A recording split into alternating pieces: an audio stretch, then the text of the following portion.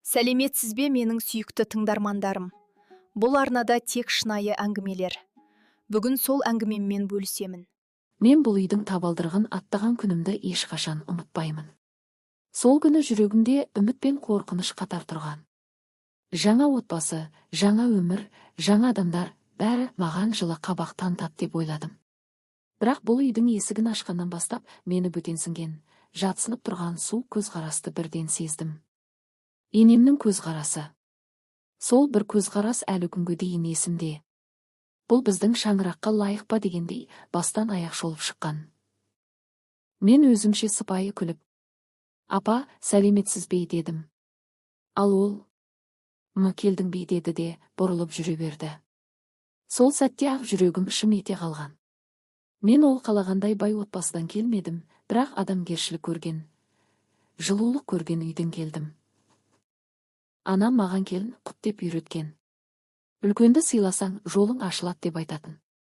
Сол тәрбиемен келдім мен бұл үйге. Бірақ бұл үйде менің жылулығымды ешкім қабылдағысы келмеді. Келін болған алғашқы ай менің өмірімдегі ең ұзақ ай болды. Таң атпай тұрамын, үй жинаймын, ас дайындаймын. Бірақ енемнің көзіне түскенімнің бәрі кемшілік. Шайды дұрыс құймайсың. Нан турауың ұнамайды. Жүрісің сылбыр. Тегің дұрыс емес. Мен не істесем де жақпайтымын. Әр түн сайын жылап ұйықтайтымын, бірақ ертеңінде ештеңе болмағандай тағы да күліп шығамын. Өйткені мен бұл үйге сыйғым келді. Өз отбасымды құрғым келді. Күндердің бірінде енем қайынсіңліме айтты. Мына келіннің қолынан түк келмейді. Әбәдемі ұлымды құртатын болды. Мен мұны естімегендей болдым. Бірақ жүрегім мені тыңдамады. Жанымды сол сөз тіліп өтті. Ас дайындап жатқанда енем басыма келіп тынышқан айтты. Сен менің үйіме лайық емессің. Ұлымды да лайықты әйел тапқанша күттім. Бірақ ол болмай қалды. Өзің білші енді. Сол кезде ыстық шайнекті үстелге қоя беріп қолым дірілдеп кетті. Неге деп сұрағым келді. Мен не істедім деп айтқым келді. Бірақ үнсіз қалдым. Өйткені келіннің үні шықпау керек қой. Енем мені күнде сынай берді. Әр таң жаңа кемшілік. Әр кеш жаңа өкпе. Ал күйеуім. Алғашында мені қорғайтын, мама, қойыңыз деп айтатын. Бірақ күн өткен сайын ол да шаршады, екі жаққа да жағамын деп. Бір күні енем маған былай деді. Менің өз қызым бар. Үйді өзі ақ жинайды. Саған қарап отырмайды. Сенің келгеніңнен үйдің берекесі қашты. Сол күні өзімді бөтен адамдай сезіндім. Бұл үйдің бір бөлмесінде жүрсем де, тіпті ауаны да мен үшін ауыр қылып қойғандай болды. Бір күні енем үйде отырғандардың көзінше. Осы келін маған ұнамайды. Тіпті шайды да дұрыс құймайды. Бәрін мойныма ілді деді. Мен ештеңе демедім. Бұрыннан үйренгенмін. Бірақ қайынсіңлім бір түрлі кейіппен маған қарады. Секілді, шынымен жамансың ба дегендей. Сол сәтте жүрегім тағы сыздап кетті. Менің қандай адам екенімді білмей тұрып, мені жаман деп қабылдағаны ауыр. Кей түндері ұйықтай алмайтынмын. Түн ортасында ас үйге шығып шай ішетінмін. Сол кездері жалғыз отырып өз-өзіме сұрақ қоятынмын. Мен не істеп қойдым? Неге мені осылай қабылдамайды? Неге мен бұл үйге жақпаймын? Жауап жоқ. Тек ішім ауыр. Енем кейде мені әдейілеп шаршатып, жігерімді құлату үшін тапсырманы үсті-үстіне беретін. Анау шкафты босат. Оны қайта сал. Тағы сүрт. Қайта жуу керек. Мен істей бердім. Өйткені мен келінмін. Мен отбасымды сақтағым келді. Бірақ бір күні мендеке тұрмай қалдым. Ол күн әлі есімде. Ас үйде енем. Мен сенің келгеніңді қаламадым. Балама лайықты қыз табылмай қойды. Амал жоқ, сені алды деді. Мен тоқтап қалдым. Қолымдағы ыдыс дірілдеп кетті. Бірақ енді сенімен өмір сүрмесем де болады. Тұра бер, мені мазаламасаң болды деді. Бұл сөзден кейін мен бөлмеме барып, жылап тіпті дем ала алмай қалдым. Өзімді бөтен, тастап кеткен адамдай сезіндім. Мен бұл үйде өз орным жоқ екенін толық түсіндім. Қабылданбадым. Бір ретте енем мені келін емес, бір бөтен адам ретінде көрді. Ал мен тек жақсы болғым келді. Сол күннен кейін жүрегімде бір нәрсе сынып қалғандай болды. Бірақ көз жасымды сүртіп тұрып, өзіме тағы да бір сөз бердім. Мен бұдан сынбаймын. Маған анам берген тәрбие бар. Менің жүрегімді ешкім суыта алмайды. Енемнің күн сайынғы суық сөздері, мені жақтырмаған көзқарасы, үйдің ішіндегі тынысымды тарылтып жіберді. Күйеуім де араша түсуді қойды. Әр ұрыс сайын ол да екі ортада қалып, маған да, анасына да жақпай қалды. Бір күні таңертең бәрі өзгерді. Енем күйеуімді өзіне шақырып алып ұзақ сөйлесті. Есіктің ар жағынан олардың дауыстары естіліп тұрды. Мен бұл қызбен өмір сүре алмаймын. Үйдің берекесі қашты.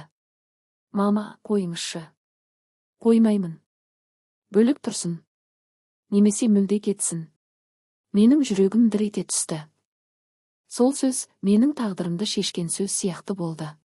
Кешке күйеуім маған келіп, бөлініп тұрайық. Уақыт керек деді. Мен оған қарап, сенің шешімің бе? Әлде мамаңдікі ме? Дей алмадым. Өйткені оның көзінен ақ көріп тұрдым, бұл шешім оның емес. Осылайша енем бізді ажыратты. Мен өз үйімнен шығып кеттім. Қолымда киімім. Жүрегімде жара. Сол күні мен жалғыз қалдым. Өмірімдегі ең ауыр күн болатын. Бірақ мен сол кезде білмедім. Мен жалғыз емес екенмін. Бір апта өткен соң өзімді бір түрлі сезіне бастадым. Шаршау, бас айналу, жүрек айни беру. Бір күні батылданып тест алдым. 2 жолақ. Қолым дірілдеп кетті. Отырдым да үнсіз жыладым. Бұл жолы реніштен емес, қорқыныш пен қуаныш аралас сезімнен. Мен ана боламын. Бұл сөз жанымды жылытты. Мен осы сәтте бір нәрсені түсіндім. Мені бұл жолы сындырған жоқ. Құлатқан жоқ. Өткен ішінде өмір өсіп жатқан әйел ешқашан әлсіз болмайды. Мен анам мен әкеме барғанымда ештеңе түсіндірмей жылап жібердім.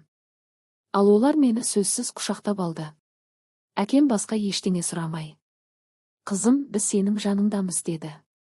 Анам маған бетін сипап тұрып, қыз бала үшін ең қиыны қарғы емес, жалғыздық. Сен жалғыз емессің, жаным деді. Сол сәтте жүрегім жылып сала берді. Мен өз үйіме келгендей болдым. Тынысым ашылды. Ата-анам маған жаман сөз айтпады. Енем секілді кінәламады. Керісінше қолдады. Мүмкін сондықтан да мен сынбадым. Мүмкін сондықтан да менің жүрегім өшпеді. Айлар өтті. Құрсағымдағы бала менің өзіме деген сенімімді арттырды. Жалғыздықты ұмыттырды. Анам маған қамқор болды. Әкем маған ауыр жұмыс істетпеді. Үйдің іші жылылыққа толы еді. Мен күн сайын іштегі балаға, бәрі жақсы болады, жаным. Мен сені күтіп жүрмін деп сыбырлайтынмын. Ал күйеуім алғашқы айларда хабарласпады. Енем жібермеді ме, әлде өзі батылы жетпеді ме, білмеймін. Тек бір күні ғана, қалайсың? деген қысқа хабарлама жіберді. Мен ұзақ жауап жазбадым. Жақсымын деп қана жаздым. Себебі реніштің жарасы әлі бітпеген еді. Айлар зулап өтіп жатты. Менің ішім үлкейе бастады. Ал жүрегім бұрынғыдан да мықты болды. Мен өзіме бір нәрсе айттым. Мен балам үшін мықты боламын. Өйткені мен енді біреудің қызы емес, біреудің анасы боламын. Ақыры босанатын күнде келді. Ұлымды алғаш қолыма алған сәт бүкіл өмірімнің ең жарық сәті болды. Оның кішкентай саусақтары, жылы денесі. Бәрі маған жаңа күш берді. Мен оның атын Бауыржан қойдым. Бұл есім жүрегіме жақын еді. Берік, батыл, қайсар деген мағынасы бар. Мен дәл сондай болғым келді. Бауыржан өсіп келе жатты. Анам оны бауырына басты. Әкем оны еркелетті. Мен өз өміріме бірте-бірте қайта оралдым. Жаралар жазылды. Ал жүрегім бұрынғыдан да жұмсақ, бірақ бұрынғыдан да берік болды. Күйеуім анда-санда хабарласатын. Ұлын көруге ниеті болды ма, білмеймін. Бірақ енем оған жол бермейтінін сезетімін. Солай 2 жыл өтті. Бүгін Бауыржанның туған күні. 2 жасқа толды. Үйдің іші думан. Анам дастархан жайып, әкем көңілді отыр. Сол сәтте есік қағылды. Көрсем қайынсіңлім. Мен таң қалдым. Оның көзінде жас, жүзінде өкініш бар еді. Келіп мені құшақтап алды. Ұзақ тұрды. Жібімеген тастың өзі сияқты құшақтады. Үйлерінен шығып кеткелі сені көрмеппін деді сыбырлап. Ол Бауыржанды көріп көзі жасаурап кетті. Құдай-ай, әкесінің көшірмесі ғой деп жылады. Сосын маған: неге айтпадыңыз? Неге бізге хабар бермедіңіз? Деді. Мен үнсіз қалдым. Өйткені не айтайын? Енемнің мені қалай қуғанын ба? Күйеуімді қалай қарсы қойғанын ба? Айтуға сөз жетпейді. Қайынсіңлім күрсініп, ана өзі қалаған келінді аперіп алды. Бірақ сол келін енді апама күн көрсетпей жүр екен деді. Мен іштей ауыр күрсіндім. Өмір бәрін орнына қоятын сияқты.